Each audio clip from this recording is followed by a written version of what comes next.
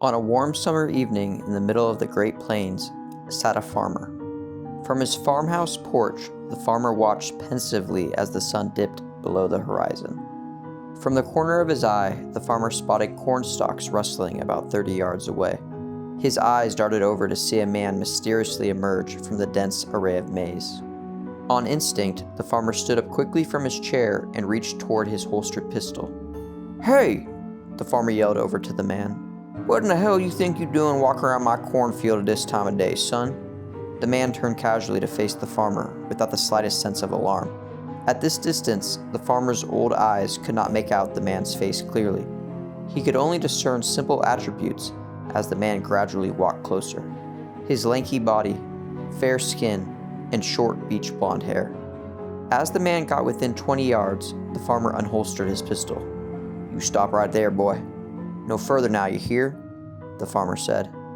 "You got some splaining to do before you walk yourself any closer." The man obliged and stopped in his place. He stood erect and motionless, staring directly ahead at the farmer. The farmer, growing more anxious at this strange encounter, called out to the man again. "I'll ask you one more time, son. What you doing on my farm at this time of day? Is you lost or what?" "Oh, sorry, sir. Why, yes, I am a bit out of place, you could say," the man finally responded coolly. "There's no need for your weapons, sir. I promise, I mean you no harm. Besides, you're a Christian man. You wouldn't ever think to harm someone like me, now would you, sir?" His voice carried an odd air of authority. The farmer relaxed a bit and holstered his pistol. He was put at ease not so much by what the man said, but by the aura in which he spoke. It was as if he were talking to someone who should be respected, but he couldn't put a finger on why. "Hell, I could have told you that you was out of place. You're on my goddamn farm," the farmer responded. And then, fully processing what the man had said, the farmer blurted out, "Wait a second. How'd you know I'm a Christian man anyway?" "Why, of course, sir, by the cross around your neck. That is a Celtic cross, is it not?" the man replied. "Well, yes. The farmer stopped short, confused by how the man could possibly see his cross at that distance. Before the farmer could begin to ask, the man responded, "Don't be alarmed, sir. I have impeccable vision. Besides, I don't need to see your cross to know you're a Christian. I could spot a religious man from a mile away, for I'm a reverend of sorts myself." Put even further at ease, now the farmer became the silent and motionless one, pondering how a reverend could possibly end up in his cornfield. Before the farmer had time to formulate his thoughts into words, the man answered, "Don't worry, sir. I know it must be a shock to find someone like me wandering around your cornfield. I am on a religious mission, and honestly, have never been in these parts before. So please pardon my sudden and unexpected arrival. Now tell me, sir, just out of curiosity, why is it you wear a Celtic cross?" "Well, I don't know really, to tell you the truth. It was my father's. He left it to me when he died like his father had done to him," the farmer said, feeling embarrassed to not have a sufficient answer for a religious leader. "Family's from Ireland, so I guess it's whatchamacallit." "A family heirloom," the man said. "Hey, yeah, that's it. An heirloom," the farmer replied. "But do you know what it means?" the man asked. Sure I do," the farmer said with enthusiasm. Jesus done died on a cross for all our sins, of course. He was sent here, God's only begotten Son, that is, for just that purpose, to save humanity." "I meant, what does the Celtic cross mean?" the man asked.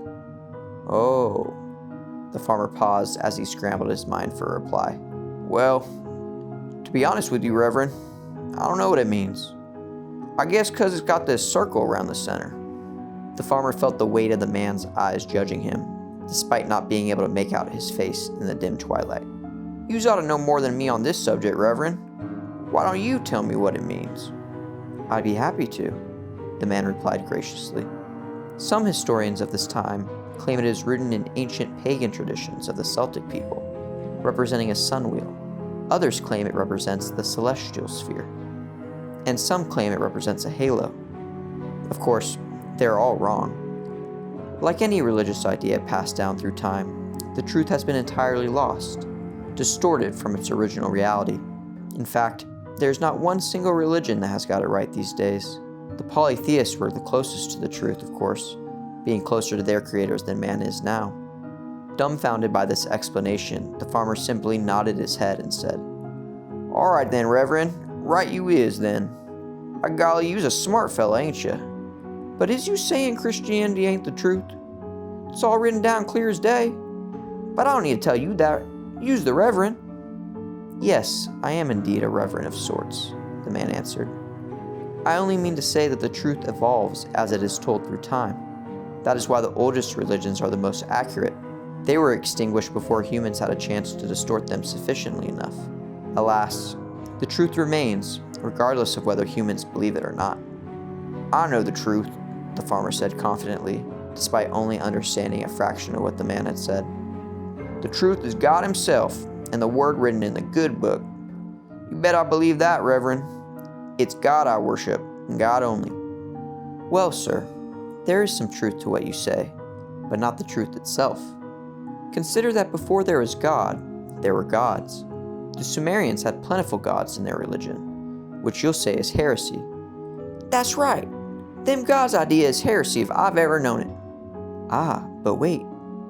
Like I said before, as ideas and stories pass down, they shift to match the aims of the storyteller.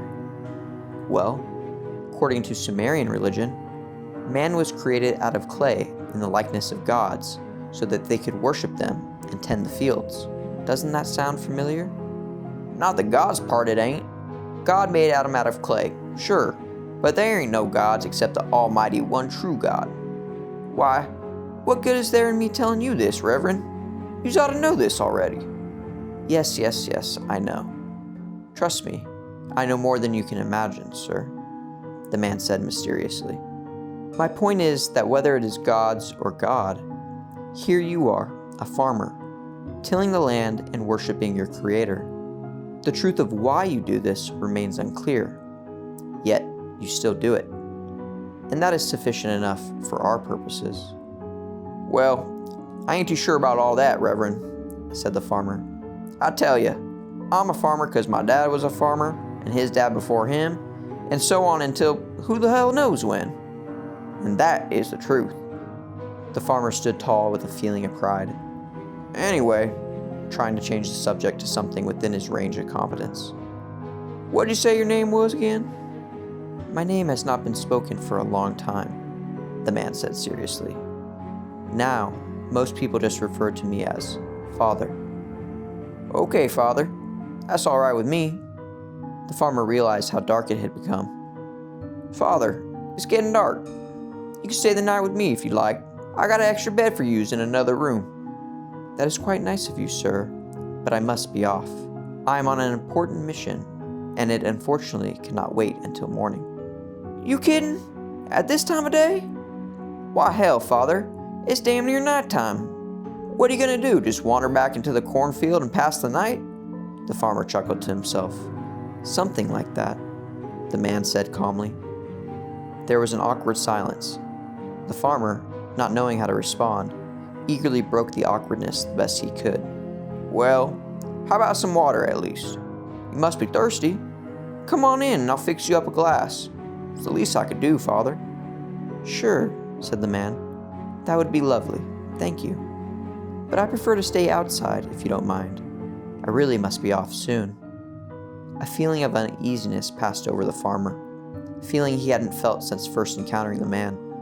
By now, he could only make out the shadowy outline of the man's body, adding to his wariness.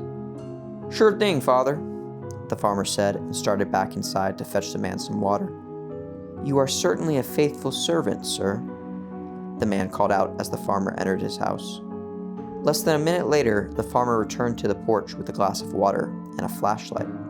To his surprise, the man was gone.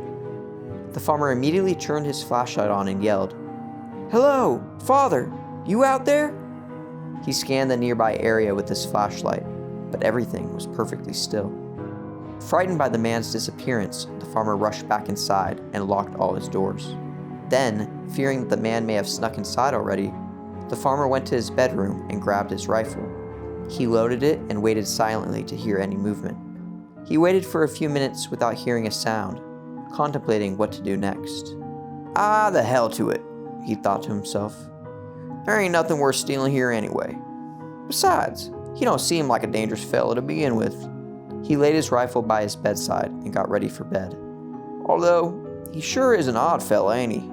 he thought to himself in bed. "Made me feel small, stupid, and respectful all at the same time. Must been like Jacob done felt when he wrestled with that one angel. Hell, what was his name again?" The farmer lay in bed trying to remember before drifting off to sleep. Before dawn, the farmer woke up in a cold sweat. He sat up in bed, rubbed his eyes, and went through his normal routine to prepare for the long morning ahead. As he did, images from the night before flashed in his mind. The man emerging from the cornfield, his large eyes, feeling for his pistol, watching the cornfield whirl by, fetching a glass of water, floating above his farmhouse. He shook his head clear of these images and walked into his cornfield at first light to scout for weeds and pests. After walking a few minutes, he discovered something unusual. "What in the hell?" he exclaimed. Before him was an open expanse of flattened corn stalks, intertwined in a remarkable fashion. He followed the edge in the shape of a circle before the path split off to the left and right. He turned right and walked until he met another intersection, where a shorter path again split off to the left and right. The farmer stood in the middle of the intersection bewildered for a moment, before it finally hit him. Upon realizing the outline of his crops to be a Celtic cross, the farmer dropped mercifully to his knees, looked up towards the sky, and began to pray. "Our Father, who art in heaven,